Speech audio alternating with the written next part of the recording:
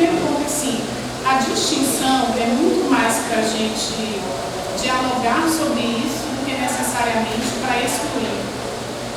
Então, nessa perspectiva, nessa abordagem que eu estou trazendo, a diferença e a distinção, ela não é um tipo de inferiorização ou de exclusão. Então, é só para trabalhar, inclusive, assim, se a gente for pensar, não seriam só humanos e não humanos, seriam as instâncias espirituais, por exemplo, seres não materiais, por exemplo. Então, a gente tem diferentes corpos presentes.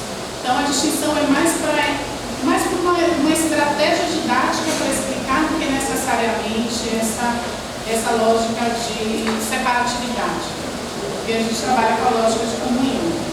E a gente tem uma distinção aí em relação à questão humana, principalmente quando eu trago na contagem curricular, porque, de um modo geral, quando a gente dialoga educação ambiental no contexto curricular, nós pensamos nas disciplinas, que a maioria do currículo é disciplinar, tanto da educação básica quanto da educação superior, ou técnica também. Então, a gente pensa muito em integrar os conhecimentos das disciplinas, transversalizar a educação ambiental nas disciplinas. E aí, o que eu estou trazendo e enfatizando é que a gente também precisa valorizar no currículo como um todo o entendimento de natureza a partir dessa abordagem afrodiaspóricas. Então, a distinção não é a exclusão a partir das diferenças, muito pelo contrário, é a comunhão a partir das diferenças. Em relação a Carol e a Rafa, eu vou chamar de Rafa. Rafa, eu acho que as perguntas de vocês se aproximam. E tem um conceito de racismo ambiental que eu gosto muito, porque ele vai trazer não é apenas o entendimento de que as problemáticas ambientais recaem de forma diferente, mas vai trazer algo que eu considero fundamental, que é a importância da nossa participação nos espaços de tomada de decisão, certo? E com essa abordagem. Então, não é só o fato de eu ser mulher, não é só o fato de eu ser negra, não é só o fato de eu ser nordestina, mas como eu trago isso nos espaços que eu estou para dialogar, pensando nos problemas, mas também pensando nas potências. Então, eu tenho muito cuidado quando a gente trabalha na área ambiental, geralmente quando fala assim, Rita, vim dialogar sobre isso, a gente está precisando falar sobre racismo ambiental. Eu fiz, então, eu estou querendo falar sobre as potências afrodiaspóricas para pensar a crise ambiental e transformar.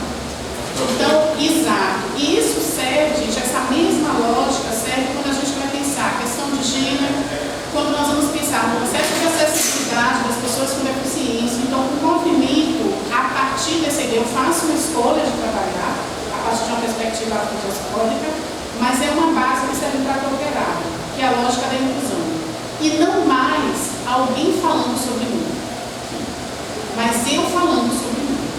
Então, não é mais uma pessoa que pesquisou sobre acessibilidade, agora recente o Dia Mundial da Síndrome, né? As pessoas com síndrome de Down, mas é a gente trazer esta pessoa para falar sobre isso também. Então, eu penso que o processo, tanto de políticas públicas, quanto dessa mudança estrutural, e que eu sugiro que você leia a entrevista de Muniz Sodré, que ele questiona essa lógica, eu prefiro chamar de um racismo sistêmico, mas acho que o Muniz Sodré lançou agora um livro que provoca um pouco, não li ainda, mas acho que é interessante para a gente refletir, pensar nessas mudanças sistêmicas, a gente precisa também pensar no nosso espaço de escuta.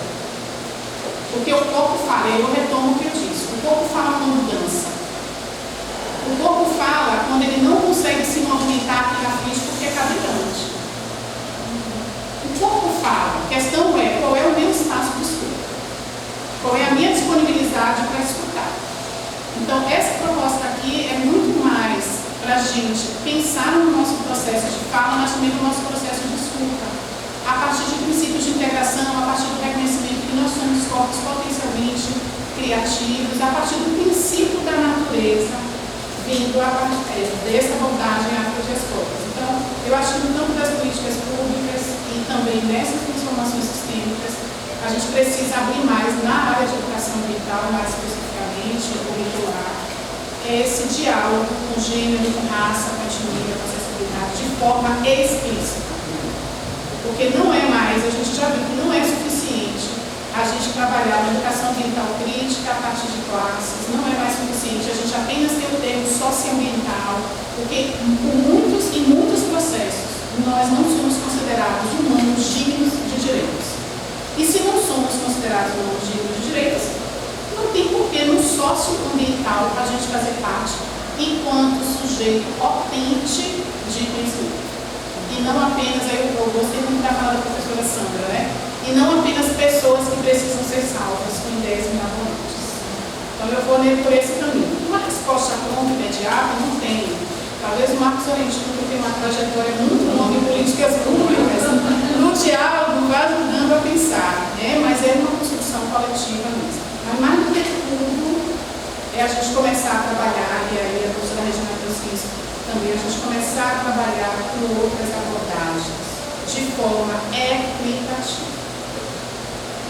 Porque, no geral, nós escutamos diálogos de saberes, e aí os nossos são saberes, e os vindos de matrizes europeias são conhecimento. Então, são questões muito, parecem simples, mas estão aí presentes no tempo inteiro. A gente precisa começar a rever isso. Então, as danças indígenas são saberes, são interessantes, mas não são conhecimento para estarem aqui na mesa falando a partir de outros movimentos, que é um movimento corporal diferente. Né? Aqui recente, uma vez que o professor Eduardo Oliveira organizou, nós tivemos a presença do Cobra Mansa, do mestre de capoeira Cobra Mansa.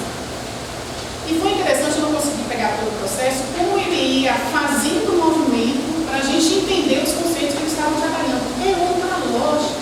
Para combater esse etnocentrismo sutil. É outra lógica. Não é só a lógica da fala, nem a ideia da fala. Me permite só um adendo, né? Na hora do diálogo aqui, eu me reportei a 2 pontos. Primeiro, que eu não gosto de trabalhar e dizer para os meus alunos assim, olha, vou trabalhar conteúdo, né, nas aulas. Não, vou trabalhar os conhecimentos. Conteúdo não precisa ter na mochila, na bolsa, no bolso, né? Então vamos trabalhar conhecimentos, porque já dá um impacto diferente, né? Conteúdo, não, vamos trabalhar conhecimento, né? Nos estágios, vocês não estão sentando aqui como alunos, vocês estão sentando aqui como meus colegas. Porque assim que vocês têm que sentar na sala de aula, num curso de licenciatura, para uma aula, para um seminário, ou seja, se tornam partícipes da aula, né? São professores dialogando com professores. E um outro ponto em relação à questão da deficiência, eu me rememoro aqui, quero fazer um registro, que me chamou, até que eu fui chamada a atenção, né? É um compadre, inclusive professor aqui da casa, professor Edmilson Santos, e numa fala dele me chamou muita atenção. Karine, que é colega, conhece, né?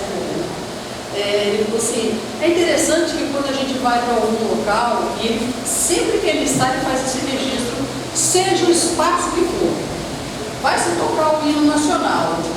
Aí fala assim, quem está comandando ali, né? Fiquemos de pé em posição de respeito. Ele falou assim, o cadeirante, como é que fica? Não tem respeito? Né? E aí, ou seja, são questões sutis, mas que efetivamente nem o espaço da universidade muitas vezes escapa, né, da forma com que prolifera e com que perpetua algumas posições. Né? São das sutilezas que se perpetua aquilo que a gente vem tentando, às duras penas, trabalhar nesse sentido contrário. Vou aproveitar e trazer mais um exemplo. A minha filha é adotada. E quando eu fui preencher o documento, né, por 4 ou 5 anos, eu e na época a minha esposa ficamos travadas em um quadro. Porque o quadro dizia assim, a criança, vocês querem adotar, de quanto a quantos anos? Ah, tudo bem. Qual a cor? Tinha que anotar as preferências. Branco, pardo, negro. E aí continuou, além das indígena. Gente, um choque ao nos depararmos com aquele quadro, né? Se esse quadro existe, é porque existe uma sociedade que quer adotar uma criança, mas não pode ser qualquer criança. É um perfil, é uma vitrine. Então, trazer mais esse exemplo, alguém não passa por essa situação, né, de alguém que viveu isso e está aqui para fazer também esse registro. Obrigada. Alguém gostaria de fazer mais uma pergunta? Professor Marco? Professor Simone? Eduardo? Poderia vir aqui na frente, professora Simone?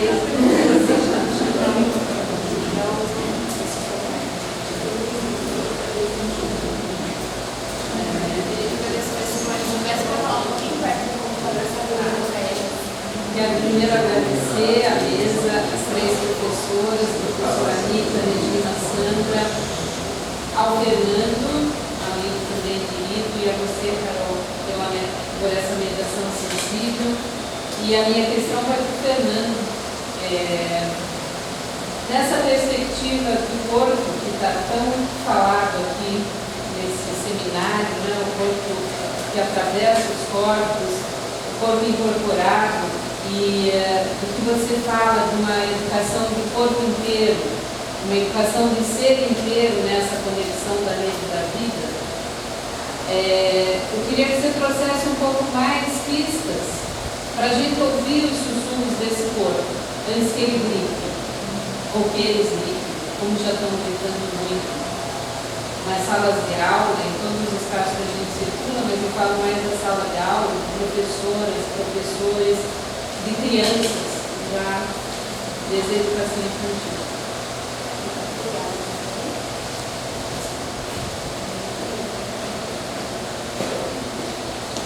Eu já me sinto contemplado na fala de Simone aqui, na pergunta dela. Mas eu queria enfatizar, primeiro agradecer Sandra Manuel e Fernando por estarem à distância dialogando conosco, agradecer Regina e Rita por trazerem a síntese mais perfeita do que nós estamos buscando, e agradecer Carol por essa bonita mediação.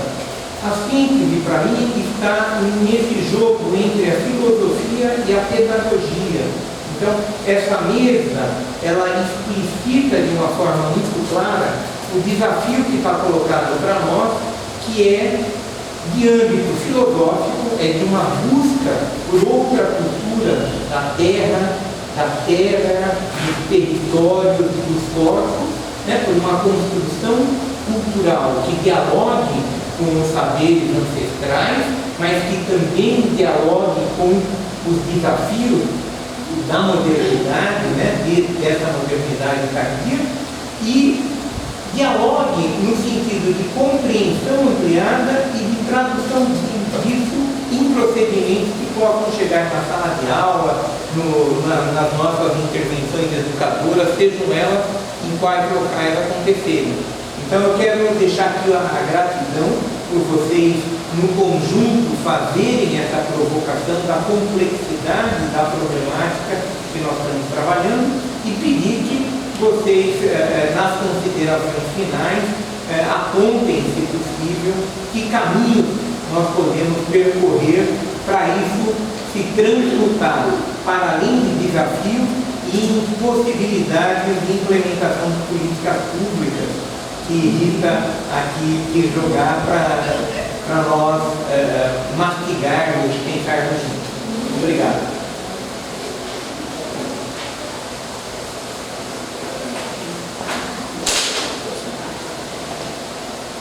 Bom dia, meu nome é Karine. Oi? Tem problema não fica à vontade.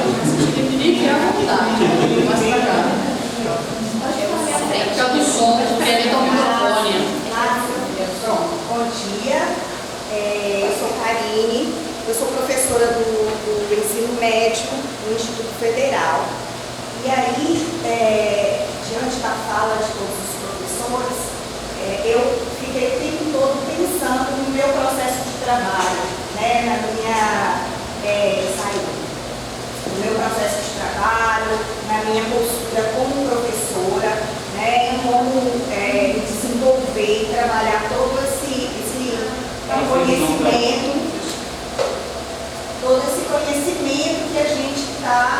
estar discutindo aqui. E aí algumas falas foram muito importantes, né, assim, me marcaram de uma forma específica, porque ao longo da minha vida acadêmica eu estudei muito sobre a questão da saúde mental. E quando o professor Fernando fala sobre a formação do sujeito, né,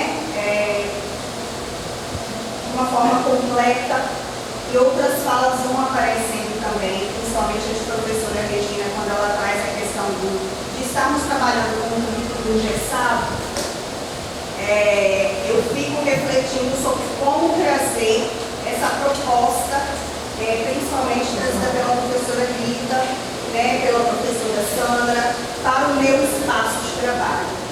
Hoje, principalmente, com esse novo ensino médio, né, nós estamos vivendo uma reorganização. Eu sou da área da educação física, não sei se eu falei, e a nossa carga horária reduziu profundamente. A nossa carga horária reduziu profundamente, né? E aí a gente, no ensino médio, tem uma cobrança grande para trabalhar a parte de esportes, né? Uma parte que é muito específica, mas ao mesmo tempo que eu quero quebrar as regras e trabalhar todas as temáticas, eu me sinto cobrada para seguir as regras, né? Então a gente, o professor, principalmente do ensino básico, ele tem essa cobrança e quando a gente tem essa reflexão crítica, a gente sente que a gente precisa fazer mais. E aí, essa é uma questão que, às vezes, inclusive dentro da própria instituição, com outros colegas da área, a gente sente que quando a gente traz algumas outras questões, a gente também nos coloca numa situação de ter que pensar sobre aquilo e isso também nos incomoda, né? Enfim, falei muito, não sei se deixei claro o que eu queria saber, mas eu queria que, não direciono a pergunta, mas se alguém, né, alguns de vocês puderem contribuir aí com essa minha reflexão, com esse meu, né, sofrimento, eu agradeço.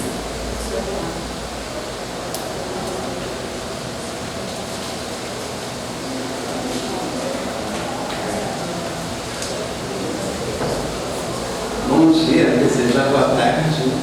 Eu quero primeiro parabenizar o Grupo HCL por mais um evento, por mobilizar essa casa, a universidade novamente, dá uma alegria especial, específica, estar nessa casa com vida, vibrando, a gente quer daqui também.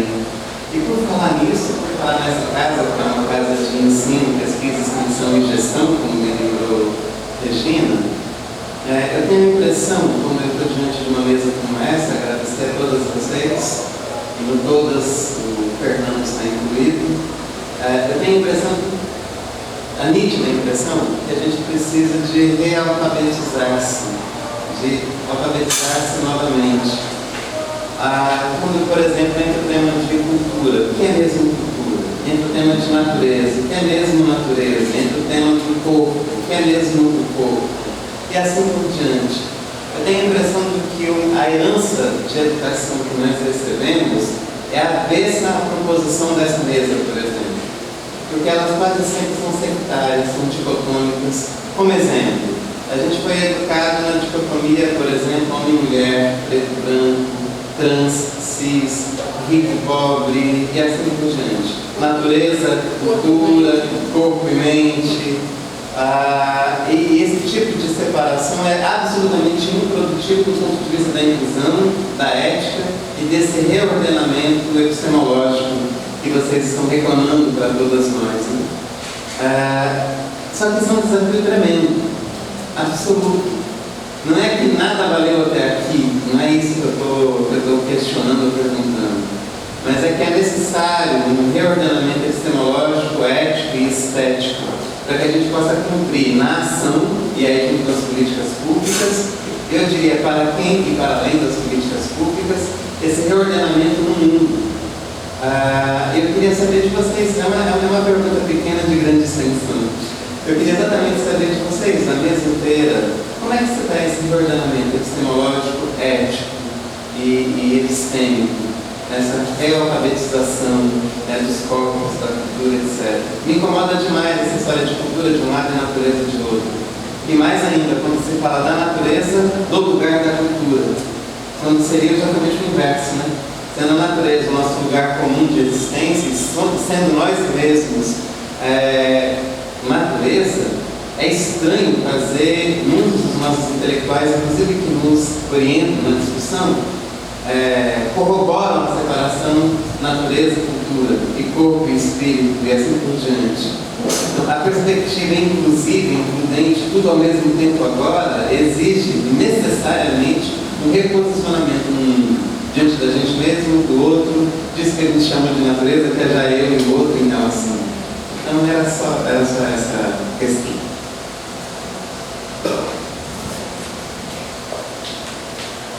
Certo, muito obrigada pelas perguntas, pessoas. Temos 15 minutos para finalizar a mesa, então eu vou pedir para os professores responderem as perguntas e também darem as últimas contribuições.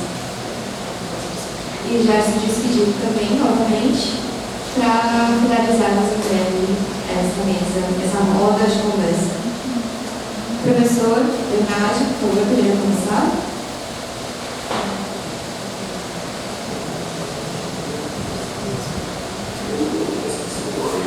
Colocações do Marcos e as outras colocações que foram feitas, perdi um pedaço na hora que ficou sem som, mas vamos ser os nomes de todas as pessoas.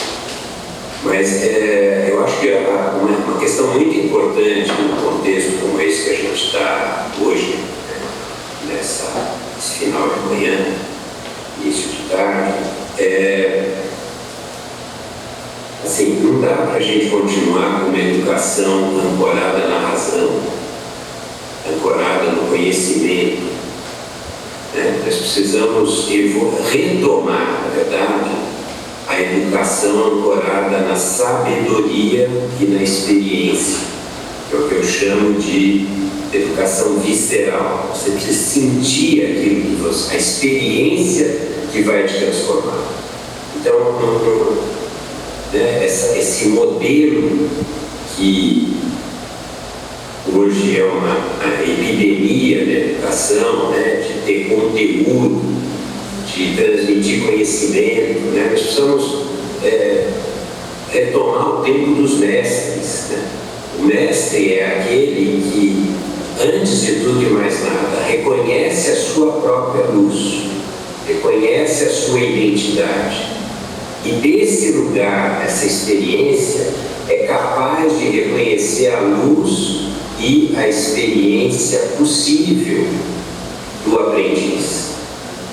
Por exemplo, uma educação para alunos está fadada ao fracasso, porque aluno é aquele que não tem luz.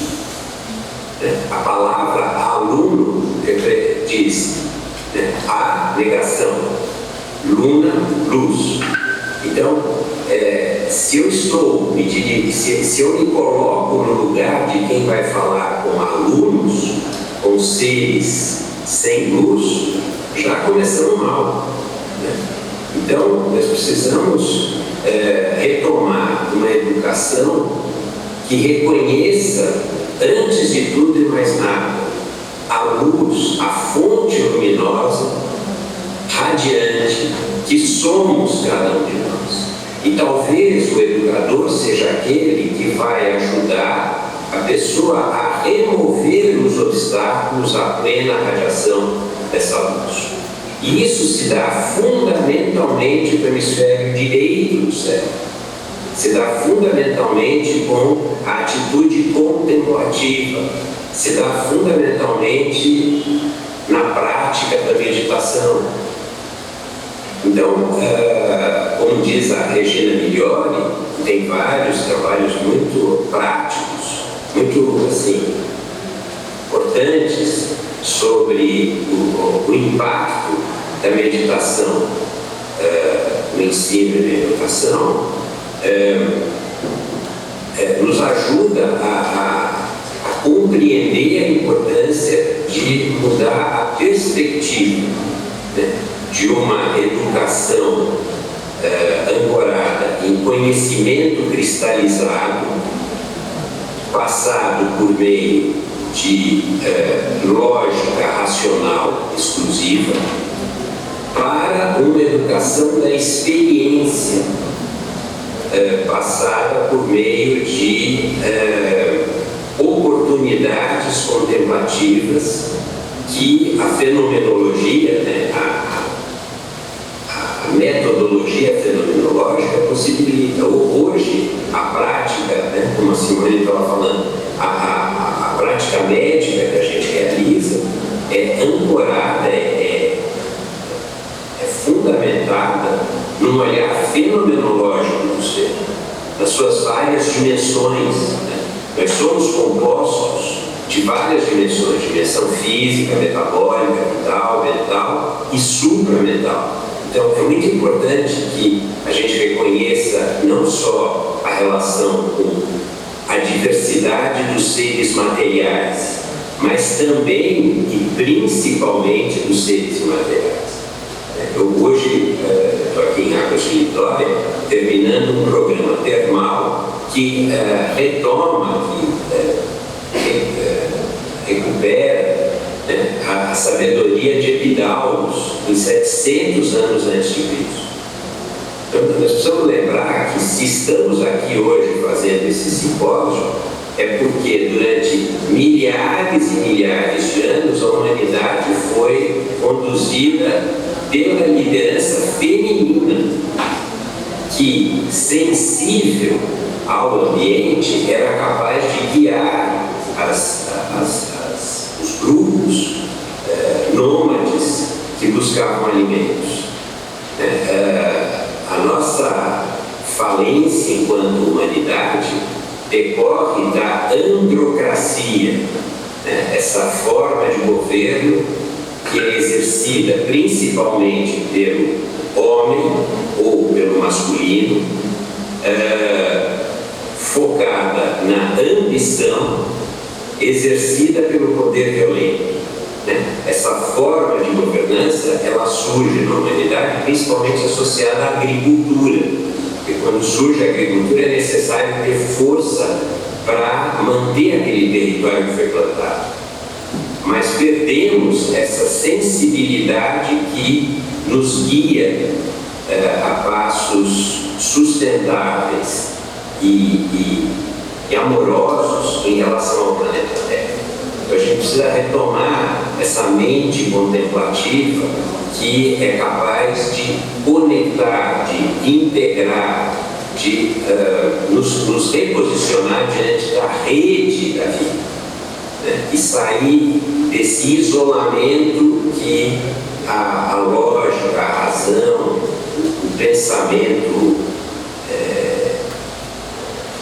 cristalizado nos leva. E a gente, como médico, lida muito com isso. Assim, enquanto a mente cristalizada, a mente que fica presa à razão, no eixo psico, neuro, mundo endócrino, leva à materialização, à concretização de doenças.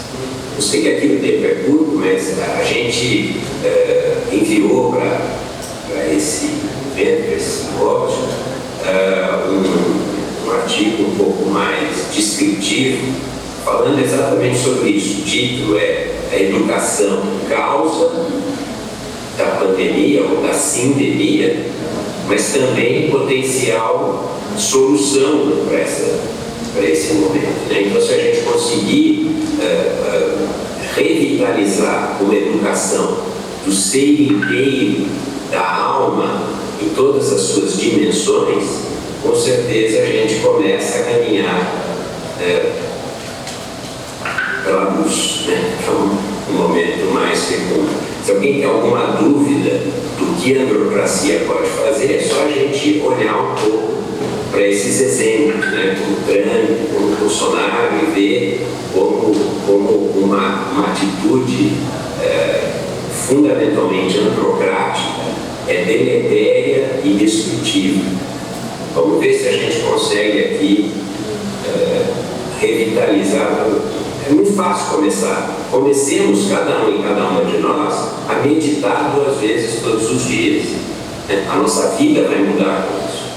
E tudo aquilo que nos serve. Então fica esse convite para todos e todas. Muito obrigado pela oportunidade de estar aqui com vocês nessa manhã.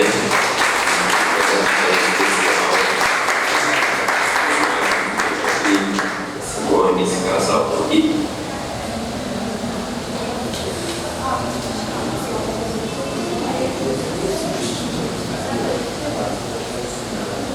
Professor, muito obrigada, professora Verdade.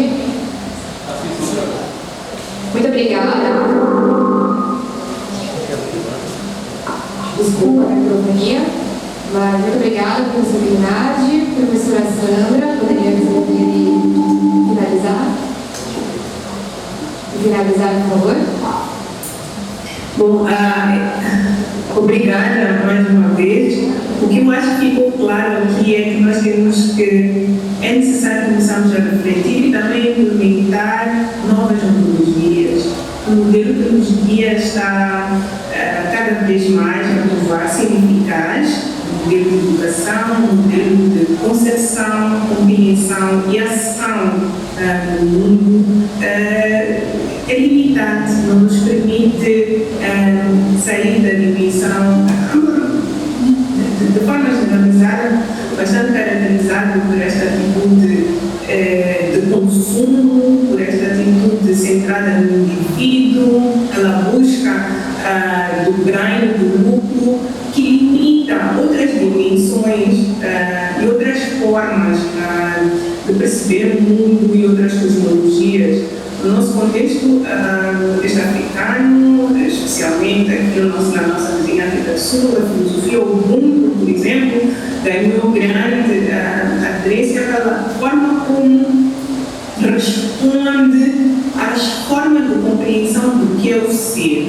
Eu sou porque tu és, a ideia de partilha, de coletividade, de uma existência em conjunto, e eu sou porque tu és não é apenas em relação ao outro, um outro ser humano, mas em relação à natureza, a relação que nós temos com o meio que nos rodeia, a ideia de respeito por esse meio, são comuns as florestas sagradas, os rios sagrados, de onde não se pode arrancar, não se pode, porque eles estão em conexão conosco, com os nossos antepassados, que são a fonte que nos permitem a existência, o bem-estar, a conexão entre uns e outros.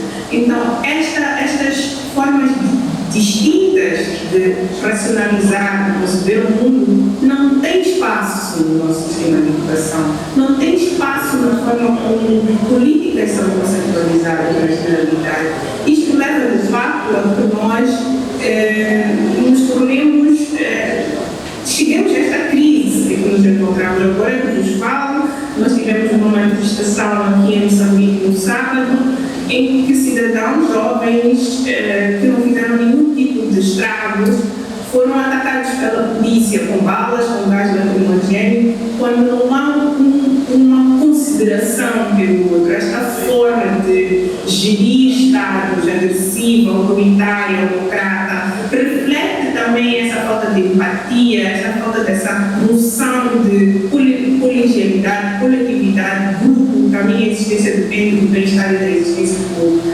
Então eu penso, e concordando em grande parte com de forma diferente, vários de nós que estamos dizendo nesta mesa, acho que estamos a precisar desta transição.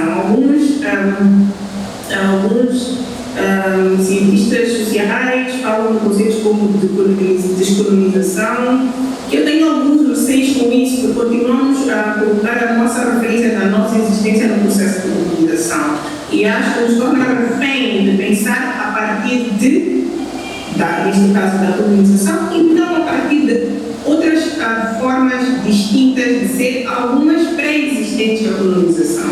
Então, é mais acerca de transformar, alargar, e eu acho que é papel fundamental de nós, como cientistas, tentarmos trazer estudos de caso, grounded theory, que nos permite trazer à tona, dar visibilidade a formas distintas de ser e estar, que podem contribuir para alargar ou quebrar algumas das formas que têm nos guiado na implementação da educação na forma muito pequena. Obrigada.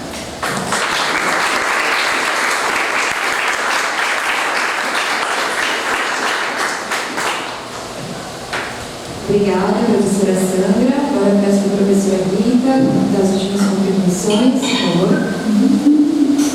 Eu acho que eu faço um pouco de acordo aos que os colegas já nos antecederam. Acho que as perguntas... Não conseguimos ouvir. Está fechado o microfone. Escuta? Escuta? Sim, ótimo.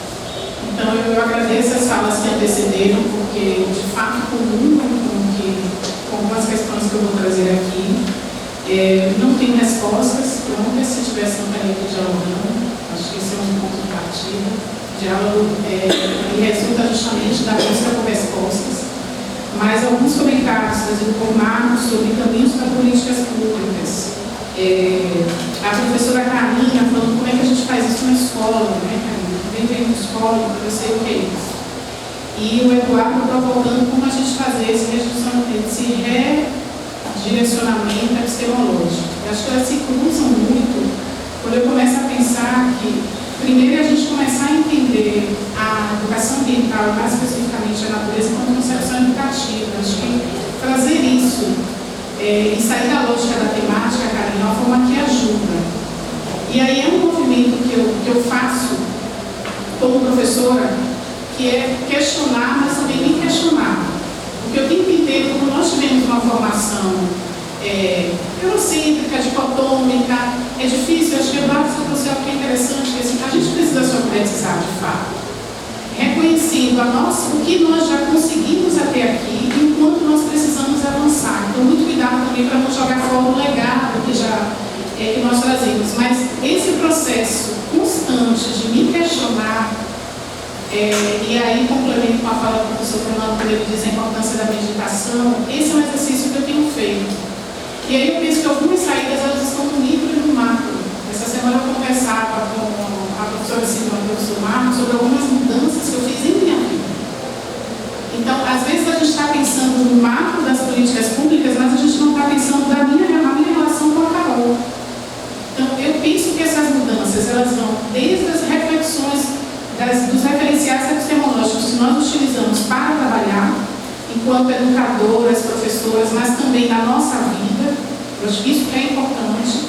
Então, esse questionamento, o questionamento das nossas práticas, isso envolve, inclusive, os nossos momentos de pausa e de respeito por essa pausa. São mudanças que parecem simples, mas a gente conseguir ter respeito com a pausa, com o silêncio, de ficar com o outro, de ficar com a gente, de comer, de pensar sobre a comida, ela é tão importante quando a gente pensar sobre as políticas públicas de alimentação saudável na escola.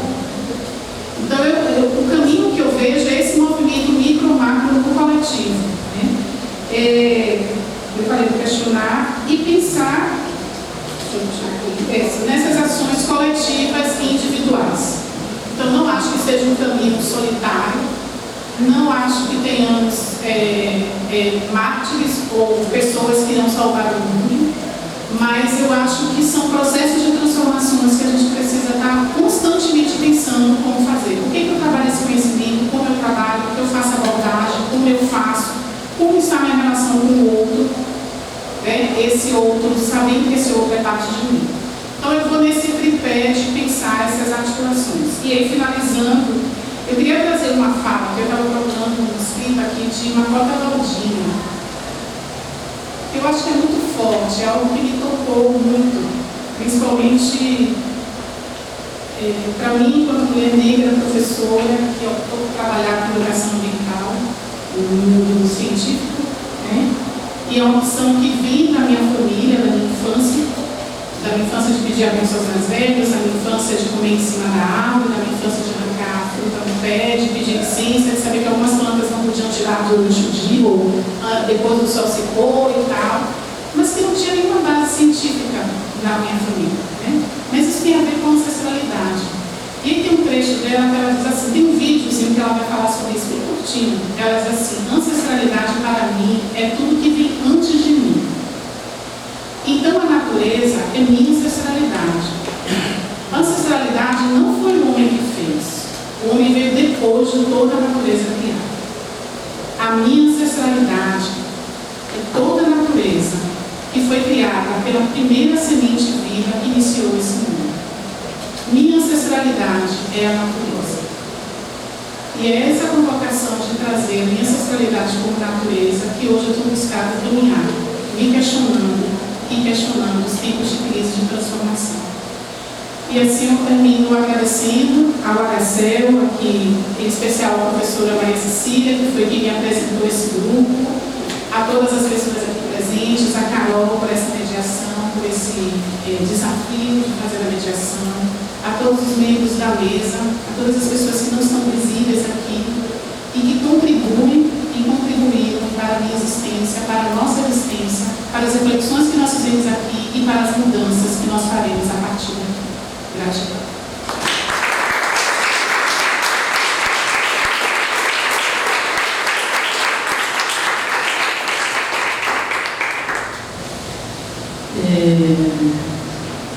Escrevi tanta coisa aqui, mas o tempo a gente já extrapolou. Na educação física, a gente tem um livro escrito pelo professor João Batista Freire, que se chama Educação de Corpo Inteiro. Muito interessante e que já na época nos colocou num profundo pensar de como até a parte da educação infantil nós não tratávamos os corpos no respeito devido, no desenvolvimento devido, né? Partíamos muito mais para o lado da repetição de gestos, de movimentos, de fundamentos, de técnicas. Na seguinte, tivemos uma produção na década de 90 muito importante, muito significativa e grande orientadora para a área de educação física. E eu me remeto a um outro trabalho escrito por um outro professor chamado Walter Brache. A criança que pratica esporte respeita as regras do jogo capitalista. Então, como que a educação física foi servil ao jogo capitalista em alguns momentos, em muitos momentos também na área militar, e em muitos momentos também na área da saúde, no que diz respeito à limpeza ética no momento, né? Então, é interessante também a produção na área, como é que ela, desde a década de 90, ela já é significativa, né, boa parte para o que a gente vem também discutindo nos dias de hoje.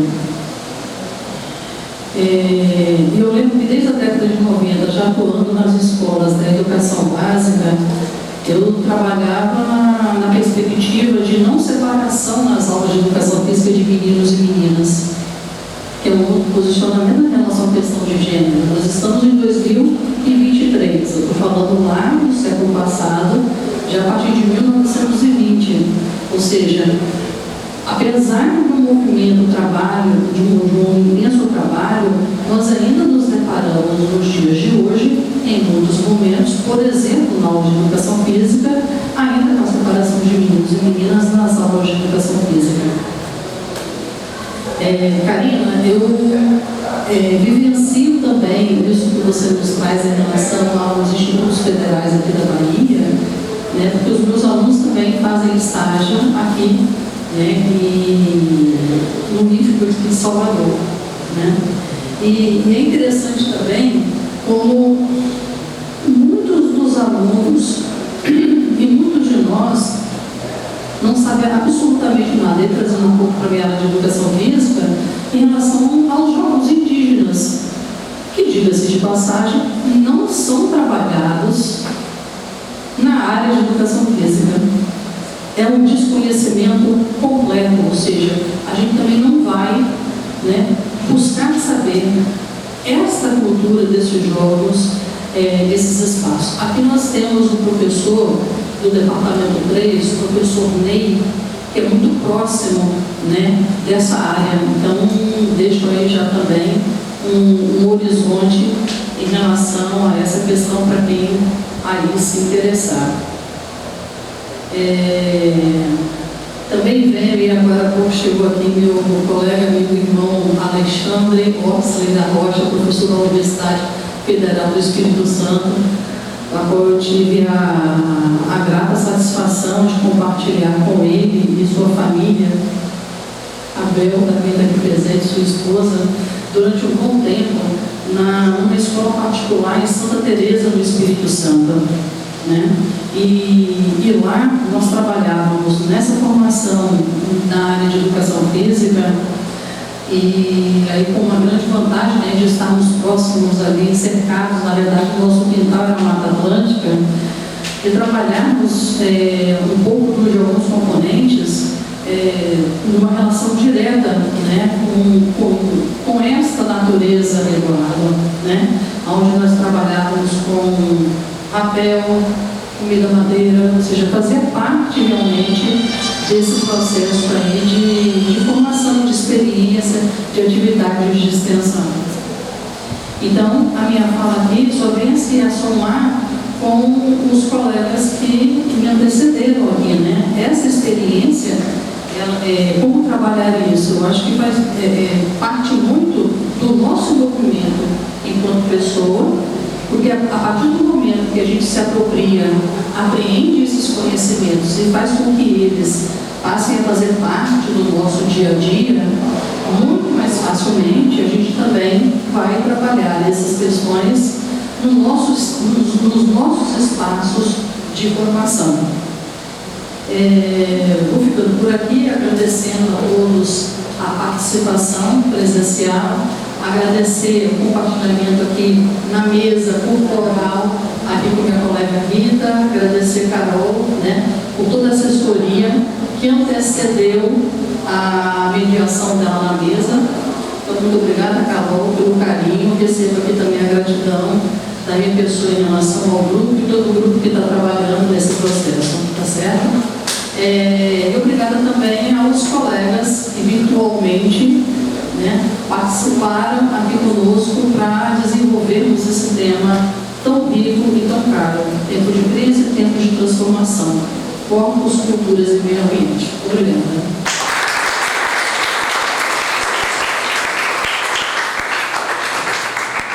Bom, pessoas, eu vou ser bem rápida, mas gostaria também de agradecer a presença de todos, professores também presentes. O professor Brinagem teve que sair um pouquinho antes, mas espero que esse diálogo, essas reflexões nos ajudem a refletir e a agir também de forma crítica, colaborativa, integral, para enfrentar essas crises civilizatórias e crises ambientais que nós estamos vivendo hoje, atualmente. E que possamos ver a natureza não apenas como um recurso natural, mas que possamos se sentir parte também dela. Afinal, ela nos dá até a última gota de água, não é assim?